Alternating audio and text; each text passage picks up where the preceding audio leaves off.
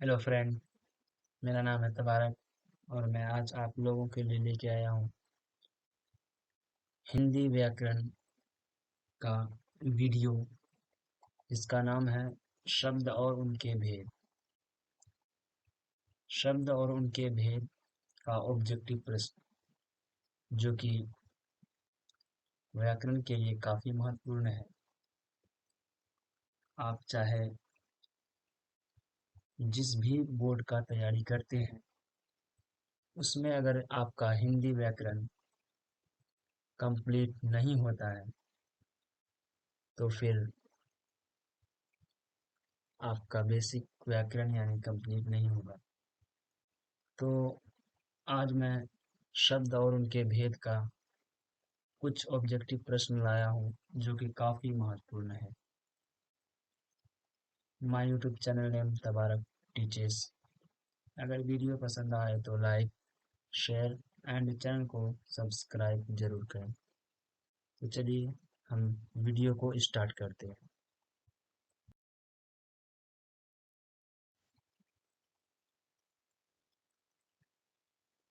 First प्रश्न है स्वदेश।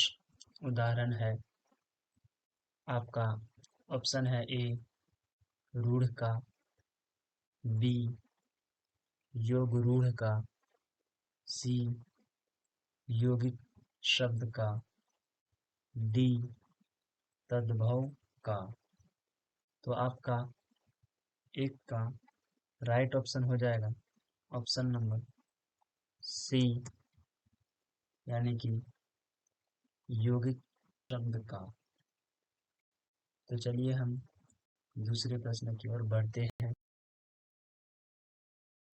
दूसरा प्रश्न कह रहा है निम्नलिखित शब्दों में कौन सा शब्द रूढ़ है। आपका ऑप्शन है ए अम्बुज, बी सत्याग्रह, सी देश, डी बलशाली। तो आपका टू का राइट ऑप्शन हो जाएगा ऑप्शन नंबर सी यानी कि देश। तो चलिए हम तीसरे प्रश्न की ओर बढ़। तीसरा प्रश्न कह रहा है निम्नलिखित शब्दों में कौन सा शब्द योग रूढ़ है। आपका ऑप्शन है ए रात्रि, बी मित्र, सी जलज चंद्रशेखर, डी छल कपट। तो आपका थ्री का राइट ऑप्शन हो जाएगा ऑप्शन नंबर सी यानी कि जलज एवं चंद्रशेखर।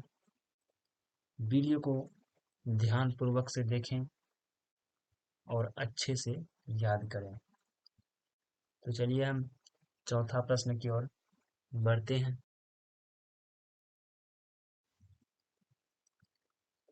चौथा प्रश्न कह रहा है निम्नलिखित शब्दों में कौन सा शब्द विदेशज है।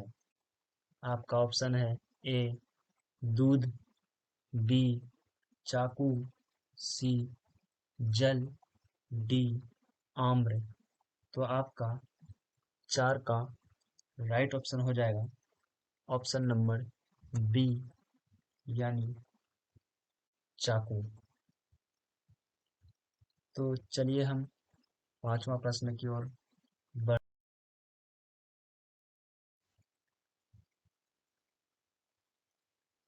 पांचवा प्रश्न कह रहा है निम्नलिखित में यौगिक शब्द कौन सा है। आपका ऑप्शन है ए पंकज, बी जलज, सी पाठशाला, डी गणेश। तो आपका पांच का राइट ऑप्शन हो जाएगा ऑप्शन नंबर सी यानी कि पाठशाला। तो चलिए हम छठा प्रश्न की ओर बढ़। छठा प्रश्न कह रहा है निम्नलिखित शब्दों में कौन सा शब्द तद्भव है। तो आपका ऑप्शन है ए पुत्र, बी चाय, सी कीमत, डी पलंग। तो आपका 6 का राइट ऑप्शन हो जाएगा ऑप्शन नंबर डी, यानी कि पलंग। तो चलिए हम 7वां प्रश्न की ओर बढ़ते हैं।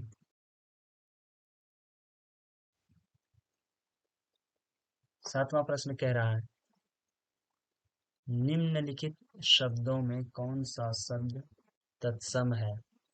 आपका ऑप्शन है ए कटोरा, बी कर्पूर, सी कबूतर, डी कोयल।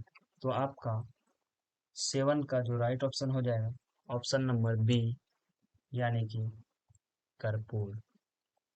तो चलिए हम 8वां प्रश्न की ओर बढ़ते हैं।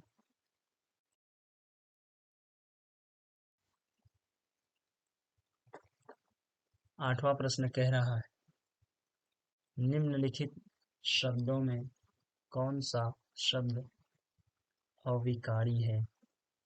तो आपका ऑप्शन है ए समुद्र, बी बालक, सी चोर, डी धीरे धीरे।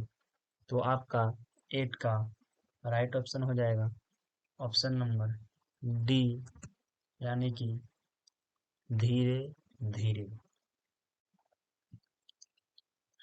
अगर वीडियो पसंद आए तो लाइक शेयर एंड चैनल को सब्सक्राइब जरूर करें। तो चलिए हम 9वां प्रश्न की ओर बढ़ते हैं। 9वां प्रश्न कह रहा है, आग को आप किसके अंतर्गत रखेंगे? यानी इन चारों में से किसके अंतर्गत आप आग को रखेंगे? तो आपका ऑप्शन है ए तत्सम, बी तत्भव, सी देशज, डी विदेशज। तो आपका 9 का राइट ऑप्शन हो जाएगा ऑप्शन नंबर बी, यानी कि तद्भव। तो चलिए हम 10वां प्रश्न की ओर 10वां प्रश्न कह रहा है, जिसके शिखर पर चंद्र हो के लिए एक शब्द है। यानी जिसके शिखर पर चंद्र हो के लिए एक शब्द है, यानी इन चारों में से एक शब्द निकालना है आपको। तो आपका ऑप्शन है ए शेखर चंद्र, बी चंद्रशेखर, सी चंद्रमा शेखर, डी शेखर चंद्रमा। तो आपका 10 का राइट ऑप्शन हो जाएगा ऑप्शन नंबर बी, यानी कि चंद्रशेखर। जिसके शिखर पर चंद्र हो के लिए एक शब्द है चंद्रशेखर। तो चलिए हम 11 नंबर प्रश्न की ओर बढ़ते हैं। 11 नंबर प्रश्न कह रहा है, खिचड़ी कैसा शब्द है? आपका ऑप्शन है ए तत्सम, बी तद्भव, सी देशज, डी विदेशज। तो आपका 11 का राइट ऑप्शन हो जाएगा ऑप्शन नंबर सी, यानी कि देशज। तो चलिए हम 12 नंबर प्रश्न की ओर बढ़ते हैं।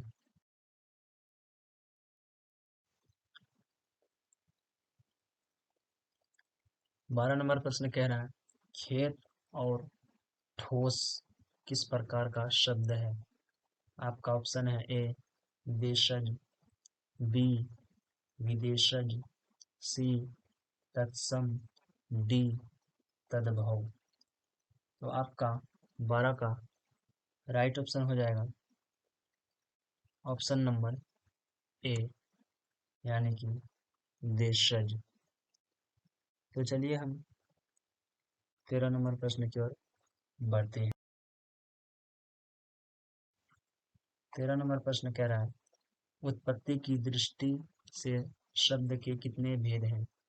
आपका ऑप्शन है ए 2, बी 3, सी 4, डी 5। तो आपका 13 का राइट ऑप्शन हो जाएगा ऑप्शन नंबर सी, यानी कि 4। उत्पत्ति की दृष्टि से शब्द के कितने भेद हैं? 4। तो चलिए हम अगले प्रश्न की ओर बढ़ते हैं।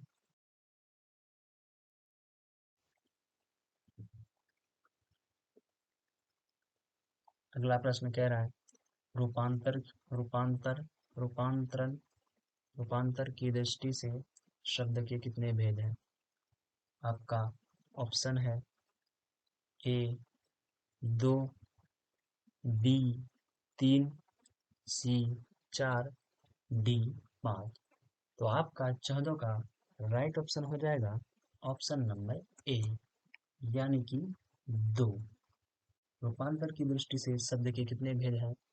तो 2। आपका राइट ऑप्शन हो जाएगा 2। तो चलिए हम 15 नंबर प्रश्न की ओर बढ़ते हैं। 15 नंबर प्रश्न कह रहे हैं निम्न में कौन शब्द देशज नहीं है? तो आपका ऑप्शन है ए लोटा, बी बाल्टी, सी स्टेशन, डी कोई नहीं।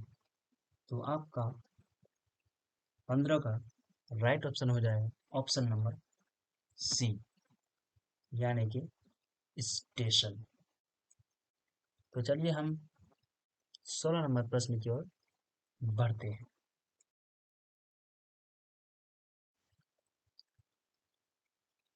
16 नंबर प्रश्न कह रहे हैं निम्न में तत्सम शब्द कौन है? आपका ऑप्शन है ए अश्रु, बी आंसू, सी आय, डी आग। तो आपका 16 का राइट ऑप्शन हो जाएगा ऑप्शन नंबर ए, यानी कि अश्रु।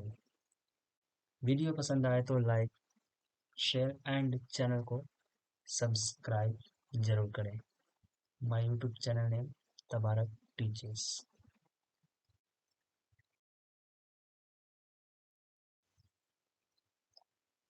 17 नंबर प्रश्न कह रहा है जिन शब्दों का जन्म विदेश में हुआ है उन्हें देश कहते हैं। तो आपका ऑप्शन है ए और option B number option D है तद्भव, यानी कि आपको पता होगा कि प्रश्न क्या कर रहा है। जिन शब्दों का जन्म विदेश में हुआ हो उन्हें क्या कहते हैं? आपको शायद पहले से आंसर पता हो। ए है तत्सम, बी तद्भव, सी देशज। इन तीनों में से तो नहीं होगा, तो आपको पता होगा कि इनका राइट ऑप्शन हो जाएगा ऑप्शन नंबर डी, यानी कि विदेशज। तो चलिए हम 18 नंबर प्रश्न की ओर बढ़ते हैं। 18 नंबर प्रश्न कह रहा है देश की बोलचाल में पाए जाने वाले शब्द देश कहलाते हैं। जो देश की बोलचाल में पाए जाते हैं उन्हें क्या कहते हैं? यहाँ पे यही प्रश्न है कि देश की बोलचाल में पाए जाने वाले शब्द को क्या कहते हैं, यानी देश में कोड लगा दे। तो आपका ऑप्शन है ए तत्सम, बी तद्भव, सी देशज, डी विदेशज। तो आपका प्रश्न ही है कि देश की बोलचाल में पाए जाने वाले शब्द देश कहलाते हैं। तो आपका राइट जो ऑप्शन पहले से सोच रखे हैं वो होगा देशज, यानी ऑप्शन नंबर सी। तो चलिए हम 19 नंबर प्रश्न की ओर बढ़ते हैं। 19 नंबर प्रश्न है वर्णों या ध्वनियों के सार्थक मेल को देश कहते हैं। वर्णों या ध्वनियों के सार्थक मेल को कहते हैं। तो आपका ऑप्शन है ए संज्ञा, बी सर्वनाम, सी शब्द, डी वाक्य। आपको प्रश्न से ये अंदाजा हो गया होगा कि वर्णों या ध्वनियों के सार्थक मेल को कहते हैं। तो आपका राइट ऑप्शन हो जाएगा ऑप्शन नंबर सी, यानी कि शब्द। चलिए हम 20 नंबर प्रश्न 20 नंबर प्रश्न कह रहा है टिकट एक देश शब्द है। आपका ऑप्शन है ए तत्सम, बी तद्भव, सी देशज, डी विदेशज। तो आपका 20 का राइट ऑप्शन हो जाएगा option number B, sorry D, यानी कि विदेशज। तो चलिए हम 21 नंबर प्रश्न की ओर 21 नंबर प्रश्न है रिक्शा एक देश शब्द है। आपका ऑप्शन है ए तत्सम, बी तद्भव, सी देशज, डी विदेशज। तो आपका 21 का राइट ऑप्शन हो जाएगा ऑप्शन नंबर डी, यानी कि विदेशज। तो चलिए हम 22 प्रश्न की ओर बढ़ते हैं और इस वीडियो का लास्ट कह रहा है गजानन एक देश शब्द है। आपका ऑप्शन है ए रूढ़, बी यौगिक, सी योगरूढ़, डी तत्सम। तो आपका 22 का राइट ऑप्शन हो जाएगा ऑप्शन नंबर सी, यानी कि योगरूढ़।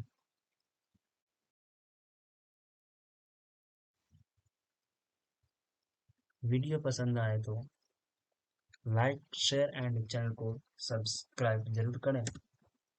My YouTube channel